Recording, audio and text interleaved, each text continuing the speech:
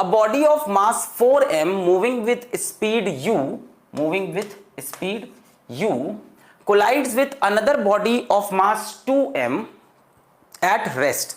तो बेटा ये किस पे है? रेस्ट पे है। फिर क्या हुआ? The collision is head on and elastic in nature, यानी अपने फॉर्मूलेज वैलिड है। The collision is head on and elastic in nature. After the collision the fraction of energy lost by the colliding body is, बोल रहे हैं ये अपनी कितनी fraction of energy को लूज कर देगा। बताओ कैसे पता लगाएंगे? The fraction of energy lost by colliding body is, दिमाग लगाइए कैसे निकालेंगे?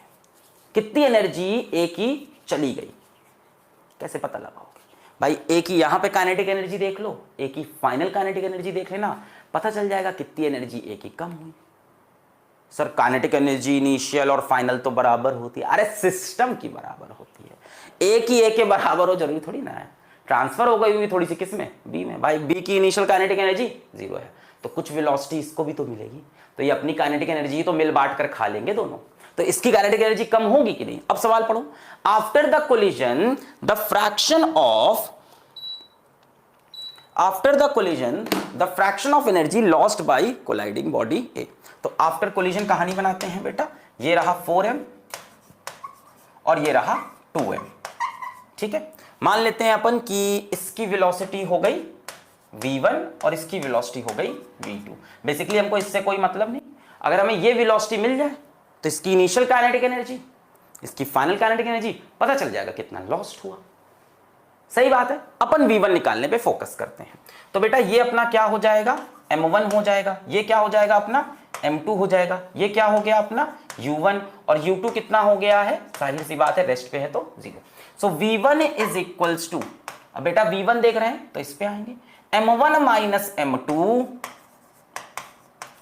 Upon m1 plus m2 multiplied by u1, u1 कितना है? u plus 2 times of m2 upon m1 plus m2 multiplied by u2, u2 is 0। तो बेटा 4m minus 2m हो गया 2m, mm कैंसिल, 2 3 जा 6, आंसर क्या है? u/3। तो इसकी स्पीड कितनी हो जाएगी? u/3। अब बेटा इसकी initial kinetic energy, final kinetic energy, खेल खत्म। सो ए की अगर हम बात करें, सो ए की initial kinetic energy half into mass कितना है? 4m और स्पीड u, तो half into 4m into you square. और फाइनल काइनेटिक एनर्जी बेटा हाफ इंटू, ए की बात कर रहे हैं मास 4m स्पीड u/3, सो 4m इंटू u/3 का स्क्वायर, u स्क्वायर बटे 9 हो जाएगा। अच्छा अब देखना है सवाल क्या है, लॉस नहीं है। The fraction of energy lost by the colliding body A, तो बेटा इसकी कुछ एनर्जी तो कम हुई है ना? u से कहां पहुंच गए हो? u/3, तो कुछ तो कम हो गई है ना स्पीड, तो कुछ एनर्जी लॉस हुई है। तो कितनी एनर्जी लॉस हुई है ये हमें देखना है, फ्रैक्शन। तो पहले अपन देखा जाए कितनी लॉस हुई है, डेल्टा के। सो डेल्टा के क्या हो जाएगा? के इनिशियल माइनस के final, so this minus this. एक काम करें, इस पूरे को अगर हम थोड़ी देर के लिए x मान लें तो इसकी वैल्यू बताओ क्या हो जाएगी, क्योंकि यार फ्रैक्शन निकालना है ना। फ्रैक्शन क्या होगा? फ्रैक्शन ऑफ एनर्जी, तो फ्रैक्शन क्या होगा? लॉस अपॉन ओरिजिनल, है ना। परसेंटेज पूछता तो 100 से मल्टीप्लाई भी करते, अपन से फ्रैक्शन पूछ रहा है। क्या पूछ रहा है? Fraction of energy lost, fraction of energy lost. तो बेटा fraction of energy lost, fraction of energy lost, तो बेटा ये क्या हो जाएगा? ये क्या हो जाएगा? लॉस अपॉन ओरिजिनल इंटू 100 मत कर देना, वो परसेंटेज हो जाएगा ना। फ्रैक्शन ऑफ एनर्जी लॉस, तो लॉस अपॉन ओरिजिनल, तो बेटा लॉस क्या हो जाएगा? डेल्टा के अपॉन ओरिजिनल के इनिशियल। डेल्टा के क्या होगा? के इनिशियल माइनस के फाइनल अपॉन के इनिशियल।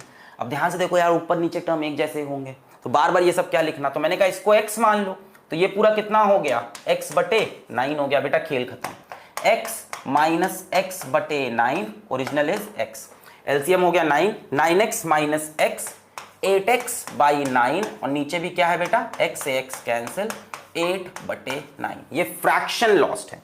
परसेंटेज लॉस पूछता तो 100 से मल्टीप्लाई करते।